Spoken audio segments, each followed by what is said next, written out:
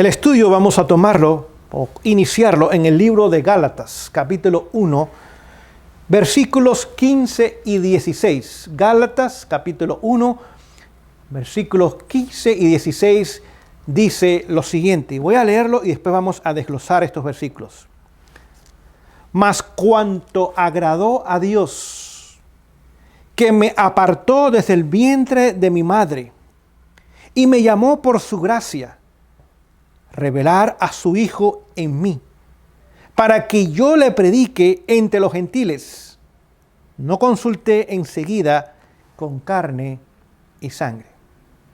Voy a leerlo otra vez porque de aquí vamos a tomar nuestro estudio en esta mañana. Hay 4 puntos que quiero enfatizar. Comienzo otra vez mi lectura. Mas cuánto agradó a Dios. Así que Dios se agrada en nosotros. Y dice el apóstol que me apartó. Es lo primero. Dice que me apartó desde el vientre de mi madre. Cada uno de nosotros vino a la vida en el mejor momento de la historia humana para nuestra salvación. Se nos ha dicho. No es casualidad que estemos con vida en el año 2021. Ya sea que usted sea un niño, un joven, un adulto, una persona anciana. Si usted está viviendo hoy día, Dios permitió que en algún momento en el vientre de nuestras madres fuéramos concebidos. Y se agradó de nosotros desde ese momento. Y nos trajo a la vida y a la existencia en el momento más adecuado para que usted y yo podamos ser salvos. Pero el Señor no tan solo se agrada de nosotros y nos apartó desde el comienzo de nuestra vida, sino también que dice, nos llamó por su gracia. Es el segundo punto que vamos a ver en esta mañana. El punto número 3, ¿para qué nos llamó? Para revelar, para manifestar, para mostrar a su Hijo en nosotros, en usted y en mí. Y número 4, para que yo le predicase entre los gentiles. No consulté enseguida con carne y sangre. Así que lo primero que hace Dios con un ser humano es que lo aparta. Lo primero que hace Dios con un ser humano, y repito para que entendamos este punto, es que Dios nos aparta. Pregunto yo, ¿apartó Dios a Abraham de su tierra y de su parentela? Sí. Ya se había agradado en él. Pero ahora llegó el momento donde el Señor dice, no puedes continuar viviendo aquí. No puedes continuar reuniéndote con tus amigos y con tus parientes, que en vez de ayudarte es un estorbo. Ahora lo apartó de su tierra y de su parentela. Pregunto yo, ¿apartó también Dios a Moisés? Aquel hombre que había sido entrenado y capacitado y enseñado en toda la astucia militar del imperio de Egipto en sus días.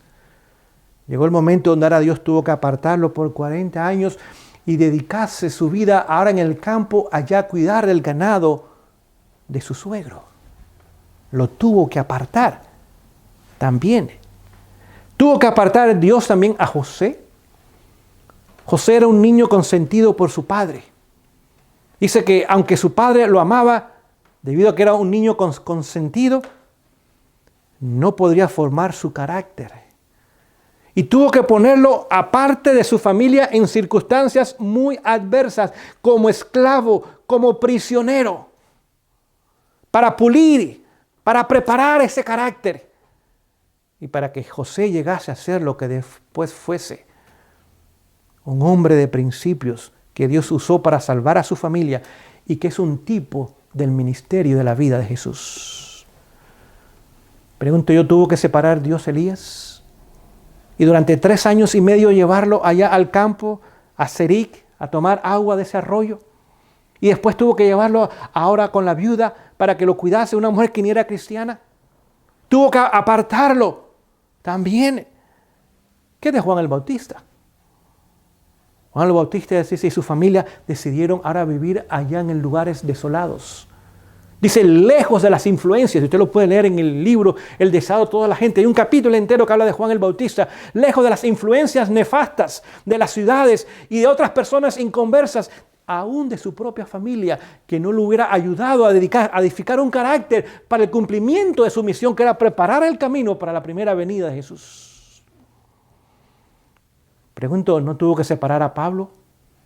3 años mandarlo allá a Arabia, al desierto, para que aquel fariseo orgulloso y creído ahora fuese manso y humilde y estuviese dispuesto a seguir el camino del Señor para su vida. Queridos, lo primero que hace el Señor cuando llega a nuestras vidas es que nos separa. No tan solo nos quiere separar del pecado, nos quiere separar de influencias, de lugares, de actividades que realmente no nos edifican en nuestra preparación para la eternidad y para estar con Él. ¿Y por qué el Señor nos quiere separar? 2 elementos importantes. Número 1, nos quiere separar para reeducarnos. El mundo nos ha deformado. Y nos ha deformado porque nos hemos educado de acuerdo al patrón del mundo. Bien, las finanzas, la gran mayoría, a donde nosotros vive con deuda, porque es lo que el mundo nos ha enseñado.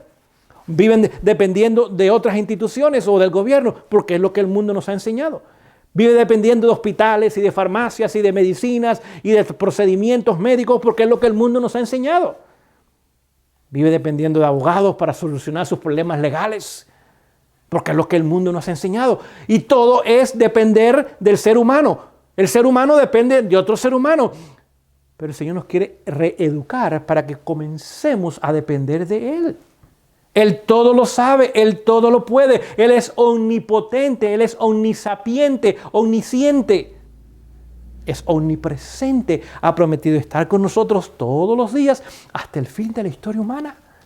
Y desde el momento que nacimos en este mundo, sobre todo en esta nación, que en un tiempo fue una nación muy próspera y libre, pero hoy día comienza a desaparecer esas características y desaparecen porque la presencia de Dios ya no está en ella. Le han dado la espalda a Dios, han levantado un puño en desafío a la autoridad divina y a sus principios.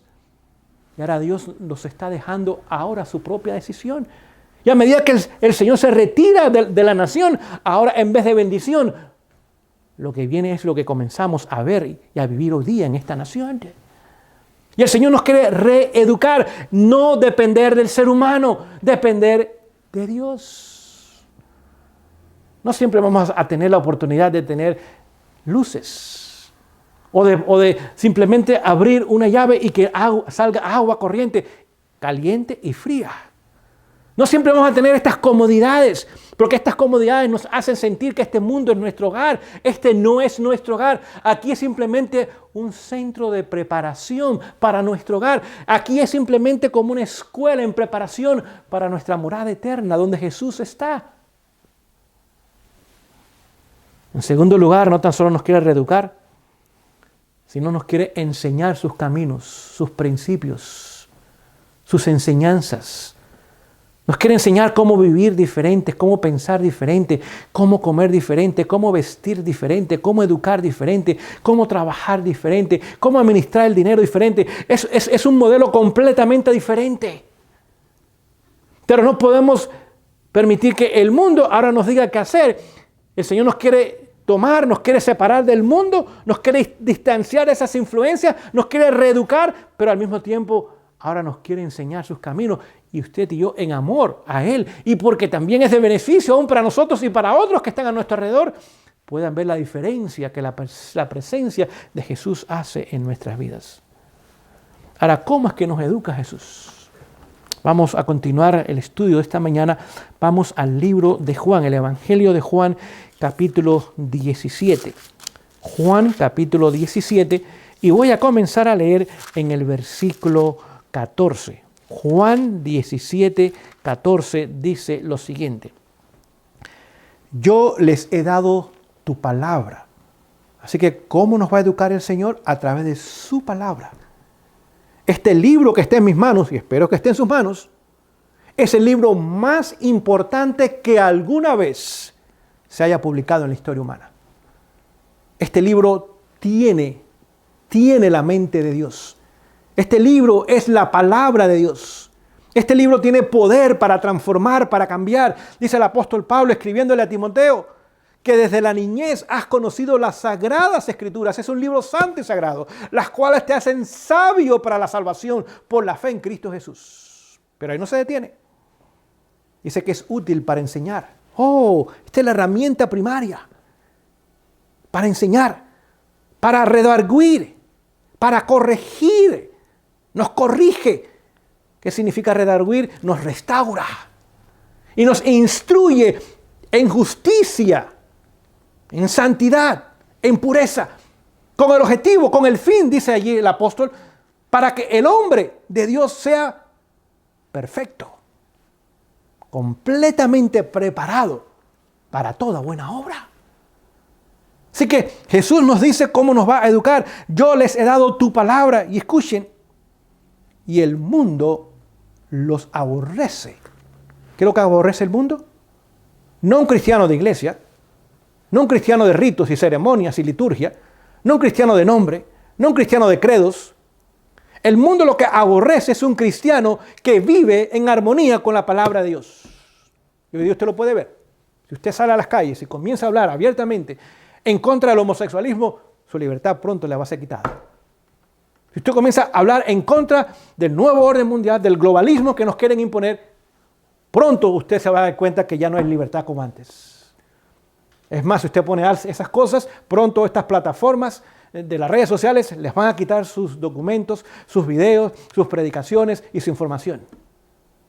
Porque el mundo aborrece, no es que no le gusta, no es que no quiere, aborrece la palabra de Dios. Porque esta palabra es muy diferente a lo que Satanás quiere establecer en este mundo. 100% en oposición.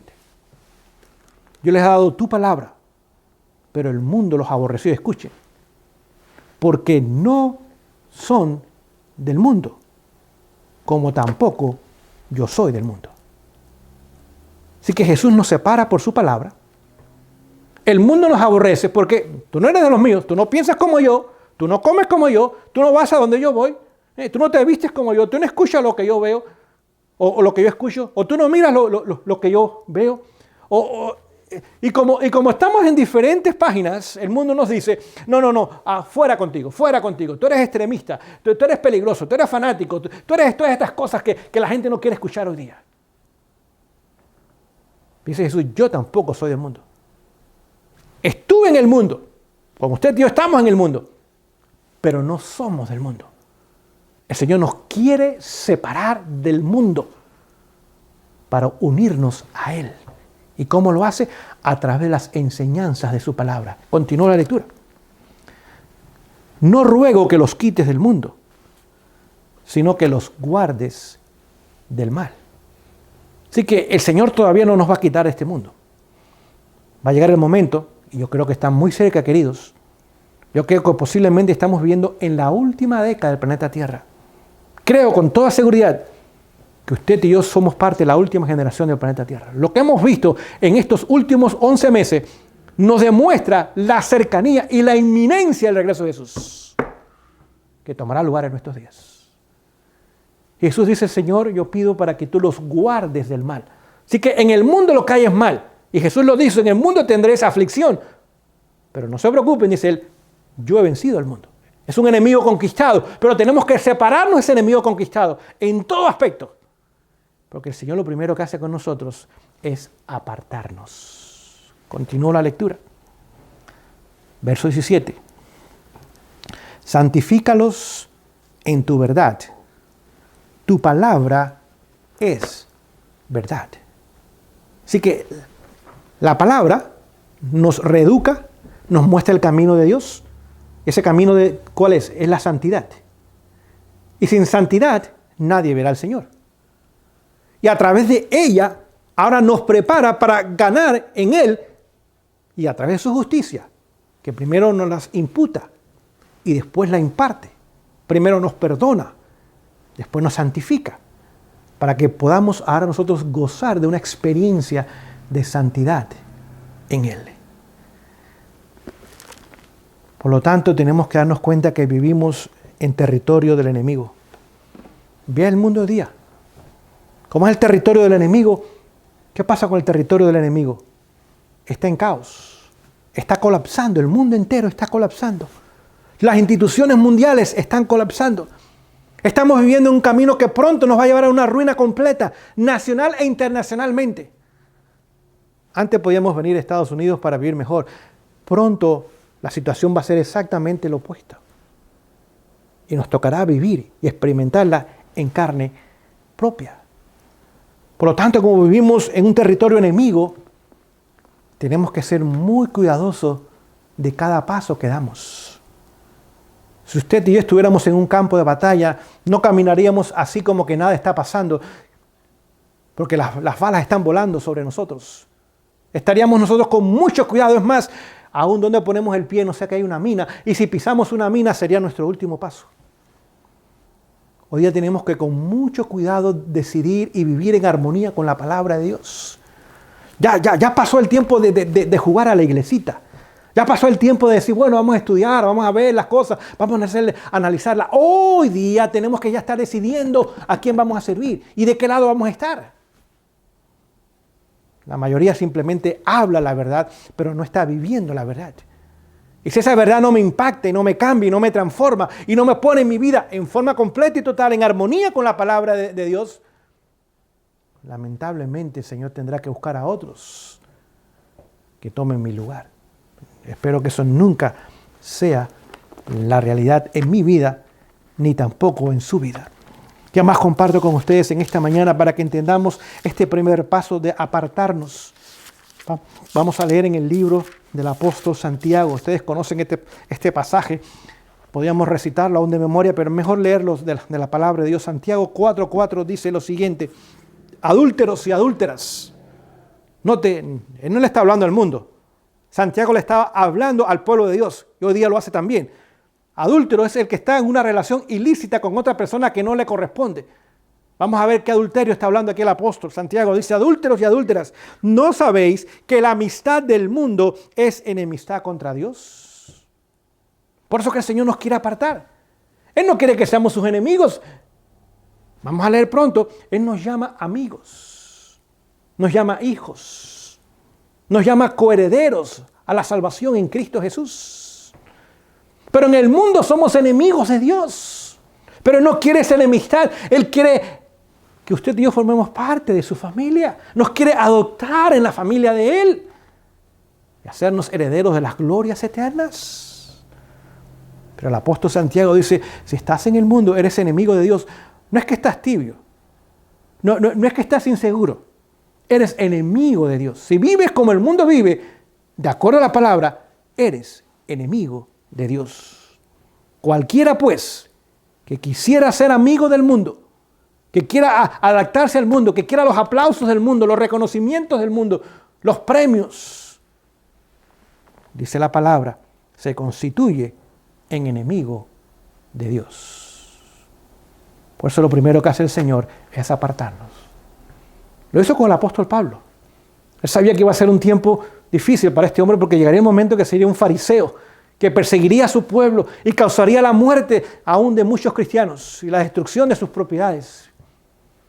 Pero él sabía que llegaría un momento donde este hombre reaccionaría y ahora lo apartaría en primer lugar para un servicio santo.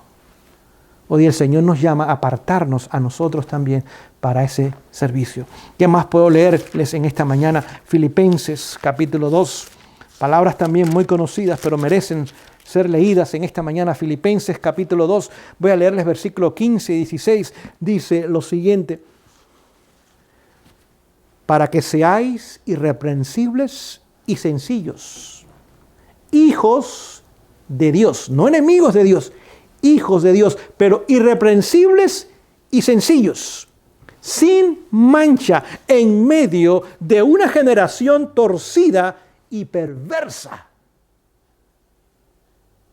en la cual resplandezcáis como luminares en el mundo.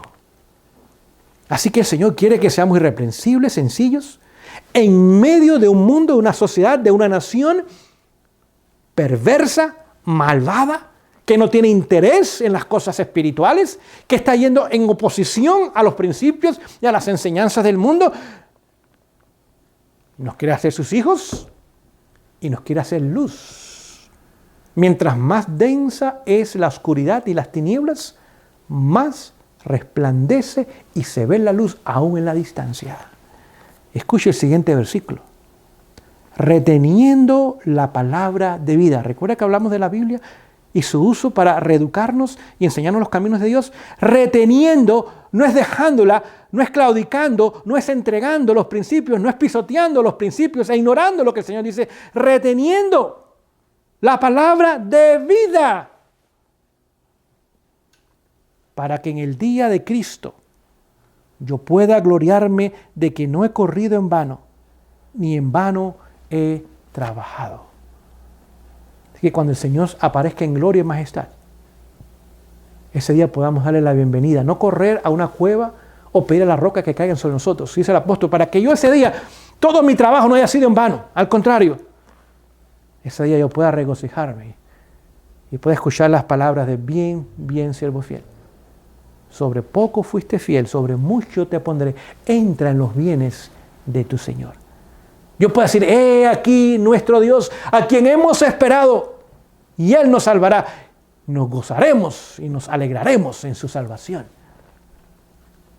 Tenemos que entender lo que en esta mañana el Señor comparte con nosotros. Leyéndole algo más, antes de pasar al siguiente punto, quiero compartir de Romanos capítulo 8. Romanos capítulo 8, versículo 8, dice lo siguiente. Ustedes conocen estos pasajes. Así que los que están en la carne no pueden agradar a Dios. Así que estar en la carne simboliza estar en el mundo.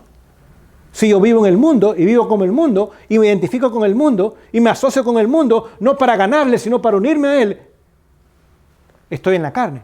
Y no puedo agradar ¿a quién? A Dios. Versículo 13. Y también voy a leerles el versículo 14. Dice lo siguiente. Porque si vivís conforme a la carne o conforme al mundo, moriréis.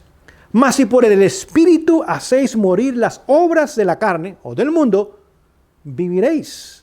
Porque todos los que son guiados por el Espíritu de Dios, los tales son hechos hijos de Dios. Ya no enemigos, ahora somos hijos de Dios. Versículo 18 también dice, pues tengo por cierto que las aflicciones del tiempo presente no son dignas de comparar con la gloria que en nosotros ha de ser manifestada.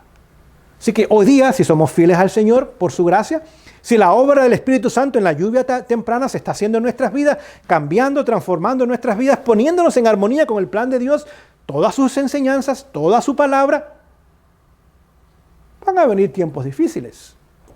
Dice el apóstol Pablo que la tribulación presente, cuando usted la compara con las glorias eternas, se pierden en su insignificancia. Así que nos esperan momentos difíciles, nos espera una crisis, la cual ya hemos entrado en ella y no vamos a salir. Donde estamos, la situación va a ir empeorando más y más gradualmente, pero cada vez más rápidamente. Y vamos a pasar momentos difíciles, pero tenemos que tener en nuestra mente que pronto estaremos con nuestro Señor y que jamás se podrán comparar los poquitos momentos de crisis y tribulación de este mundo con las glorias eternas que el Señor nos ha preparado. Es más, les leo un versículo más. En el mismo capítulo 8, versículo 35, dice lo siguiente. Escuchen, ¿quién nos separará del amor de Dios? Ustedes conocen este pasaje. ¿Quién? Dice el apóstol. Bajo inspiración divina. Escuchen, tribulación o angustia. Hoy día estamos viendo ya en tiempos de angustia. Vemos la situación empeorándose. La escasez económica. La falta de productos aún básicos, la vida cara. Todas estas cosas comienzan a demostrarnos que esta prosperidad que hemos disfrutado por años, sus días están contados y quedan muy pocos días. Que realmente hemos entrado ya en un periodo de crisis y de tribulación, la cual va a ir agudizándose día a día. Donde pronto nos espera aún persecución, privación de todas las cosas de este mundo, desprecio y aborrecimiento de todos los seres humanos. Nos espera una cárcel y algunos aún el martirio. Dice, ¿nos podrá separar del amor de Dios? Dice, no. Continúo leyendo. ¿Qué más dice? Persecución, hambre, desnudez. Así que llega un momento donde va a haber ¿qué cosa? Persecución, hambre significa necesidad económica, desnudez que ni aún para lo más básico, como es un pantalón y una camisa, quizás vamos a tener para eso, o un par de zapatos. Y también dice peligros o espada. Así que estas palabras van describiendo los eventos que ya hoy día comenzamos a entrar en ellos. Comenzamos a avanzar en estas cosas. El Señor nos dice que nadie nos puede separar del amor de Dios, sobre todo cuando hemos decidido ser hijos e hijas de Dios. Tenemos que entender que lo primero que quiere hacer el Señor es apartarnos del mundo. Su palabra nos reeduca, nos enseña, nos muestra su camino. Déjenme decirles, al final de la historia van a haber dos grupos de personas. Aquellos que están en una relación de salvación con Jesús y viven en armonía con su palabra. Apocalipsis 13:3 nos habla del otro grupo. Aquellos que se van a maravillar detrás del poder de la bestia.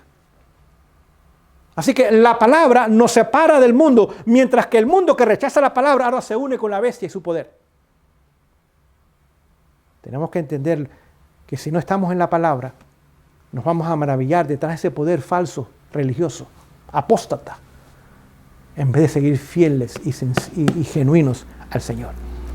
¿Qué es lo segundo que el Señor hace con nosotros? Ya vimos que primero nos apartó. En segundo lugar, le dice al apóstol Pablo, yo te llamé por mi gracia. Es decir, no es algo que usted y yo merecemos. Usted y yo no merecemos absolutamente nada. Lo único que merecemos es la muerte, porque la paga del pecado, y es singular, es un pecado, equivale a muerte eterna. Pero el Señor no nos trata como merecemos. Jesús fue tratado como usted y yo nos merecemos para que nosotros fuéramos tratados como Él merece. Nos dice el libro El Camino a Cristo. Así que por su gracia, por su misericordia, el Señor no tan solo nos quiere apartar del mundo para que no seamos enemigos de Él, sino hijos de Él y no nos separemos de su amor, sino también ahora en segundo lugar nos llama por su gracia. Y nos llama para ser un pueblo fiel y leal a Él. Vamos a leerlo, y ustedes conocen todos estos pasajes, pero vamos a leerlos en esta mañana. Primera de Pedro, capítulo 2. Primera de Pedro, capítulo 2. Vamos a leer allí el versículo 9. Primera de Pedro, capítulo 2, versículo 9, dice lo siguiente: mas vosotros sois linaje escogido. Así que el Señor nos llamó, nos escogió.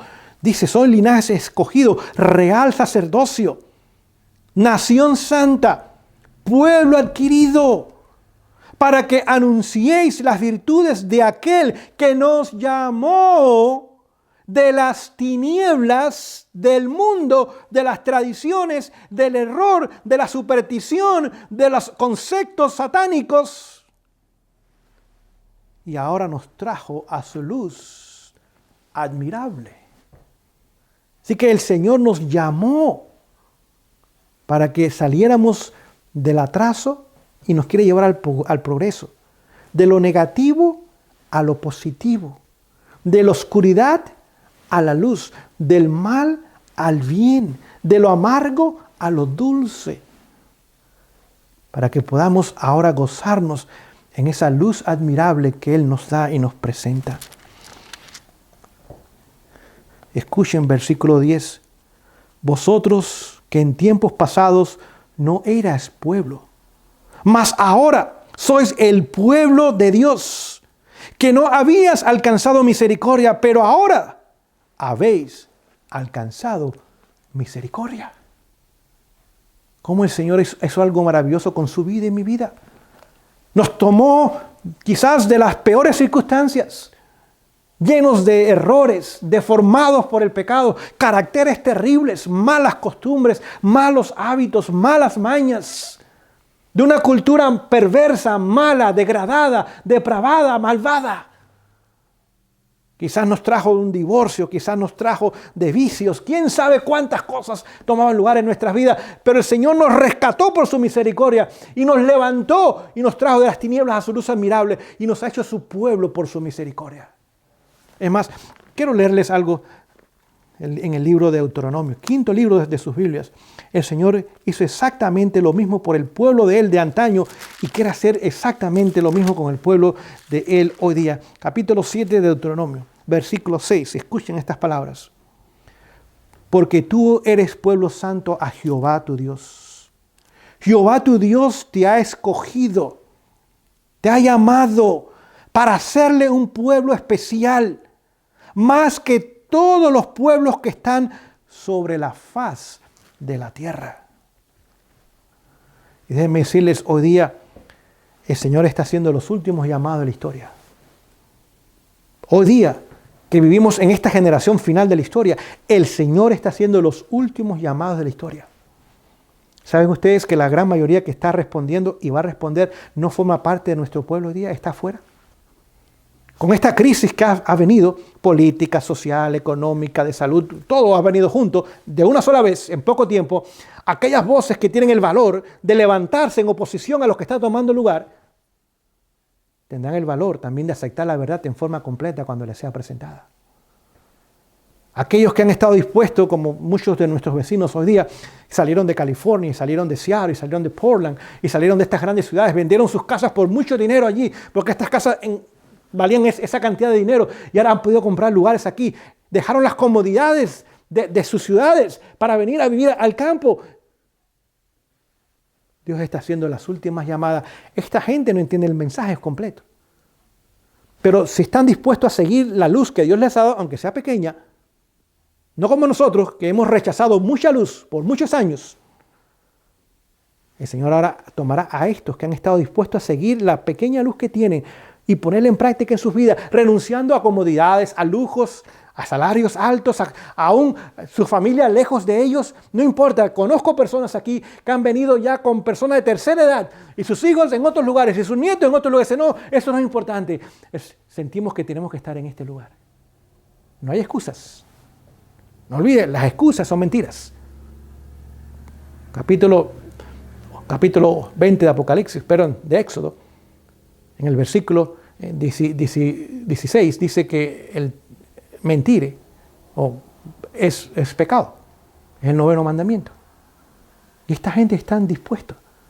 Unos señores ancianos que no son de nuestra fe le están pidiendo a mi esposa, cocine unos vegetarianos. Queremos cambiar nuestro estilo de vida. Gente casi de 80 años. Cocínenos. Queremos cambiar a una dieta completamente basada en plantas, en verduras, en semillas, en nueces.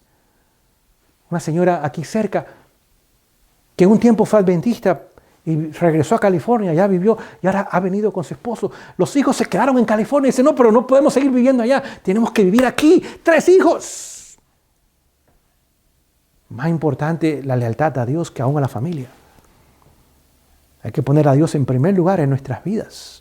Hoy día el Señor está haciendo las últimas llamadas y los que van a responder en su gran mayoría son aquellos que nunca escucharon este mensaje, pero están dispuestos a avanzar paso a paso a medida que Dios les va mostrando, aunque no sea fácil. Llegará el momento que abrazarán todo el mensaje y serán fieles y salvos. Mientras que la gran mayoría de los adventistas del 7º día que por años han conocido este mensaje y lo han negado, no con sus labios, todavía lo siguen predicando y lo siguen enseñando, pero con sus vidas lo han negado y se han unido al mundo. El mensaje pasará sobre sus cabezas y no tendrá impacto. Lo tercero, ya mi tiempo avanza y necesito terminar, dice que el Señor primero nos aparta, nos llama en segundo lugar. Y ahora en tercer lugar el objetivo es revelarlo a Él. Así que el objetivo de la salvación es restaurar en el ser humano la imagen de Dios. La misma imagen que Adán y Eva tenían de perfección moral, de carácter, no eran Dios, eran seres humanos, eran criaturas. La misma imagen que Dios puso en ellos, Génesis 1:26, ahí lo dice, y también Génesis 1:27. Hombre y mujer los hizo a su imagen y a su semejanza. El objetivo de apartarnos del mundo, de llamarnos a una relación íntima con Él, es que podamos revelarle a Él. Revelar su carácter. Es lo que al final de la historia el Señor va a usar para terminar la obra. Al final de la historia no va a haber dinero, no va a haber presupuestos, no va a haber iglesias. Es más, ya muchas iglesias están cerradas. Muchas de nuestras instituciones ya están cerradas o semicerradas con toda esta cuestión de la pandemia. Ninguno de nuestros hospitales está siguiendo el plan de Dios. Ninguna de nuestras escuelas está siguiendo el plan de Dios. Muchas de nuestras iglesias no están predicando el mensaje ni preparando un pueblo, están entreteniendo y adormeciendo a la gente y el Señor las está cerrando y dice, ¿para qué? Si no van a hacer la obra, pues mejor ciérrenlas. Lamentablemente, no debiera ser así, pero es lo que está tomando lugar. Casas publicadoras nos queda una sola y casi ya no está haciendo nada porque la gente hoy día no lee. Aún los centros de libros donde los venden están cerrados o semicerrados. Pregunto yo, ¿por qué Nabucodonosor, un hombre pagano, pudo reconocer en la cuarta persona del horno de fuego a Jesús? Porque hubieron 3 jóvenes hebreos que le mostraron a este hombre por años el carácter de Jesús. Y cuando se presentó aquel día, en aquel lugar, desafiando la orden de Nabucodonosor y librando a su pueblo fiel, lo cual va a pasar otra vez, Nabucodonosor pudo reconocerlo inmediatamente como el Hijo de Dios. Aquellos 3 jóvenes hebreos revelaron el carácter de Jesús. ¿Cómo es posible que Faraón, un hombre pagano también, cuando José se presenta a él y le da el sueño y su interpretación, dice, el Dios tuyo te ha dado este conocimiento, esta información? Porque aquel joven, que primero fue siervo, que después fue prisionero, que ahora estaba como un siervo delante de Faraón, revelaba el carácter de Dios. ¿Cómo es posible que Darío, un otro pagano, fuera al foso de los leones toda la noche desvelado y le preguntara a aquel anciano profeta allí en el foso de los leones, Daniel, tu Dios te ha salvado, ha tenido el poder para hacerlo? ¿Cómo pudo reconocer que había un Dios en los cielos que tenía el poder de librar a su siervo fiel? Porque Daniel había mostrado el carácter de Dios. ¿Cómo es posible que un joven ladrón muriendo en una cruz le pidiera a Jesús su salvación, sin estudios bíblicos, sin campaña de evangelismo, sin ninguna literatura puesta en su mano, sin ningún programa de radio o televisión escuchado? ¿Cómo es que aquel joven en los últimos momentos de su vida reconoció en Jesús el Salvador del mundo? Porque lo vio revelado en Jesús. ¿Cómo es que un centurión romano, hombre pagano, rudo, cruel, vulgar, seguro, tosco, sin ningún refinamiento, odiando a aquellos judíos, reconociera en Jesús también el Hijo de Dios? Lo pudo presenciar. Y el mundo necesita hoy día esa revelación del carácter de Dios en nosotros, lo cual muchas veces no ve. La ira, el enojo, las malas actitudes, las mentiras, los negocios turbios, las cosas chuecas, todas esas cosas es lo que muchas veces observan en aquellos que decimos que somos cristianos.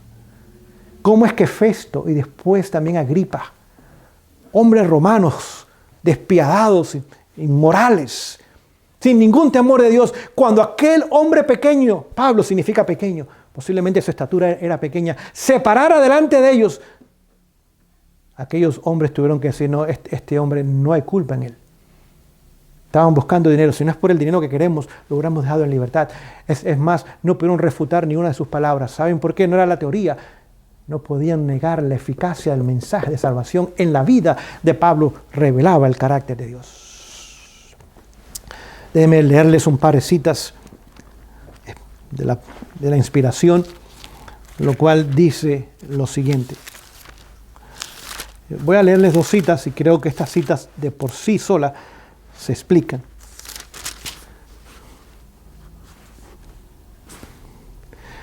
¿Dónde está?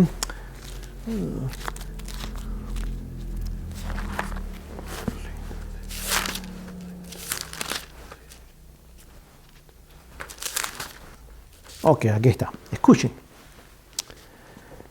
La justificación por la fe en Cristo se manifestará en la transformación del carácter. Así que este mensaje, que es el centro del mensaje de todos los mensajes, es el mensaje del tercer ángel, la justicia de Jesús, aplicada a nuestra vida, se manifiesta, se revela, se muestra en la transformación del carácter.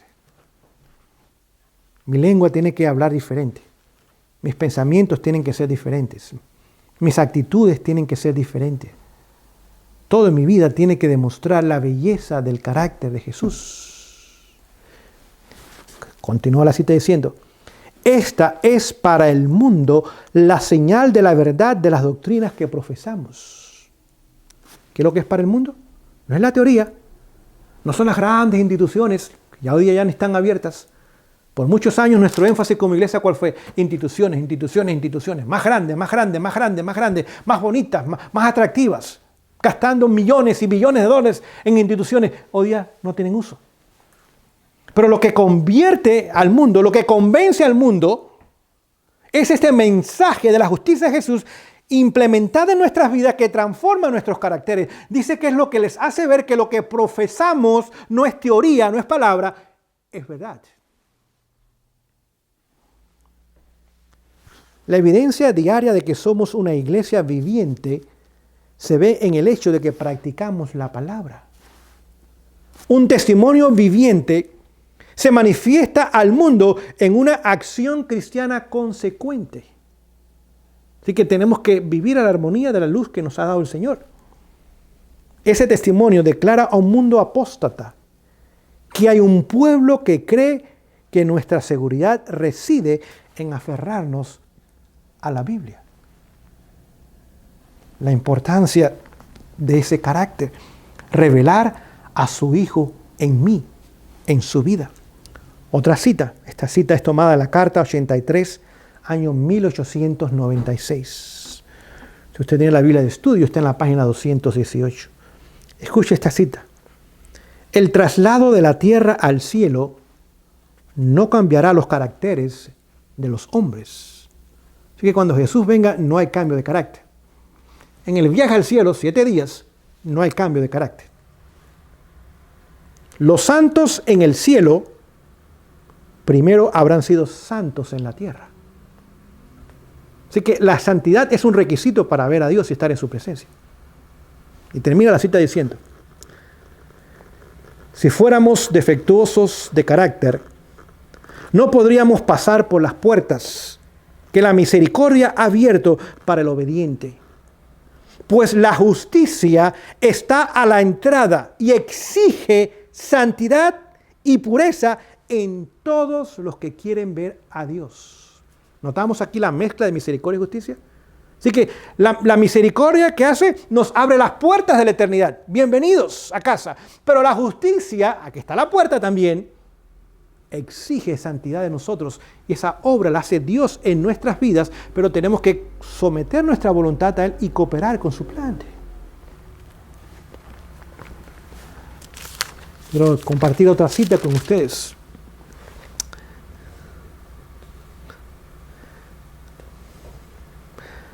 Aunque la imagen de Dios fue casi borrada por el pecado de Adán, puede ser renovada mediante los méritos y el poder de Cristo. Así que la solución no está en nosotros, está en Él. Él me aparta, Él me llama y me purifica para revelar la belleza de su carácter al mundo. El hombre puede estar en su carácter a la altura de la imagen de Dios, pues Dios se la dará. Así que es obra de Él, es un regalo del Señor. A menos que se vea en el hombre la imagen moral de Dios, aquel nunca podrá entrar como vencedor en la ciudad de Dios. Review and Herald, año 1890, octubre 6.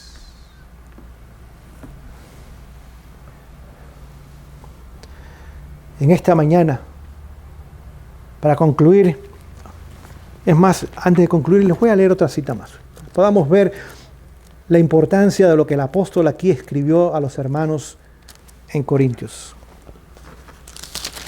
Escuche. También está en Review and Herald, abril 14, año 1896. Dice, las fuerzas de las tinieblas se unirán con los seres humanos que se han entregado bajo el dominio de Satanás. Y serán revividas las mismas escenas que se vieron durante el juicio, el rechazo y la crucifixión de Jesús. Así que la misma experiencia que pasó Jesús, entregado, vendido, abandonado, juicio de noche, lo cual era ilegal, torturado, escupido, azotado, sin desayuno, sin dormir, pide agua y le dan vinagre y le quitan la vida. La misma experiencia que Jesús pasó, usted y yo vamos a tener que pasar. Pero les garantizo, la experiencia de Jesús fue mucho peor que la que usted y yo tendremos que pasar. Pero tenemos que prepararnos también para ella. Continúa diciendo, los hombres serán transformados en demonios al entregarse a las influencias satánicas, y los que fueron creados a la imagen de Dios, que fueron hechos para honra y gloria de su nombre, se convertirán en habitación de dragones, y Satanás verá en una raza apóstata su obra maestra del mal, hombres que reflejen la imagen del diablo. Así que al final de la historia hay dos grupos. Los que revelan a Jesús en sus vidas, darán el fuerte pregón y terminarán la obra. Y los que ahora reflejan también el carácter a su perfección de Satanás. ¿En cuál de los dos grupos usted y yo, por la gracia de Dios, decidiremos estar? Y lo último que comparto para terminar en esta mañana es que lo llamó después a predicar. Después le dio el ministerio. Así que lo primero que quiere hacer el Señor es apartarnos del mundo. En segundo, nos quiere llamar a una relación con Él. En tercero, quiere que revelemos su carácter. Entonces, y únicamente entonces, ahora nos puede usar en su obra. Hoy día, lamentablemente, no entendemos esto. Hay mucha gente bonita, linda, buena, haciendo mucha obra misionera.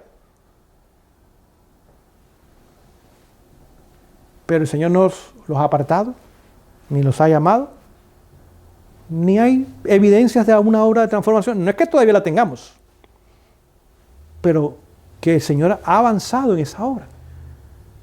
Y muchos quieren hacer mucha obra misionera. Y la gente dice, bueno, ¿qué me vas a dar? ¿Nada más un cambio de iglesia?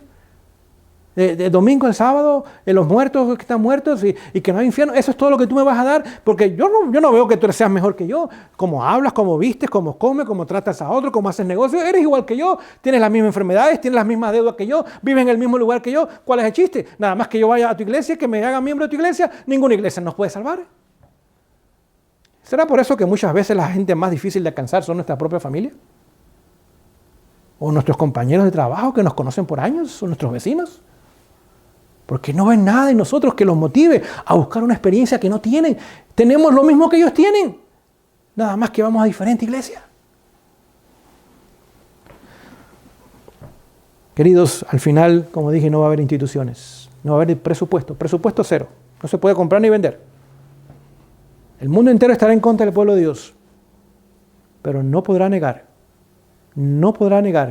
que el Evangelio ha hecho una obra en nosotros, el cual ahora nos capacitará bajo la unción del Espíritu Santo, la lluvia tardía entonces, para la mayor explosión evangélica que el mundo ha conocido, y millones de seres humanos que son genuinos y sinceros en otras iglesias, en otras denominaciones, en otras religiones, o sin aún religión, ateos, ahora vendrán a la salvación en Cristo Jesús. Si la vida tiene que ir acompañada del mensaje. En otras palabras, tenemos que practicar la teoría y hacerla real en nuestras vidas. Apocalipsis 18, versículo 1 nos dice que este poder maravilloso del Espíritu Santo que se manifestará iluminará la tierra. Note la tierra, que va a estar en tinieblas, pero estar iluminada al mismo tiempo. La mayoría estará en tinieblas y habrá abrazado al enemigo y reflejará su carácter. Pero hay un grupo que revelará la belleza y el carácter de Jesús y la tierra entera se va a iluminar. Y qué privilegio el suyo y el mío de poder formar parte de ese grupo. Si hoy día tomamos en serio la invitación que el Señor nos hace, a apartarnos, a llamarnos, a revelarle y entonces a predicarles. Que el Señor nos bendiga en esta mañana.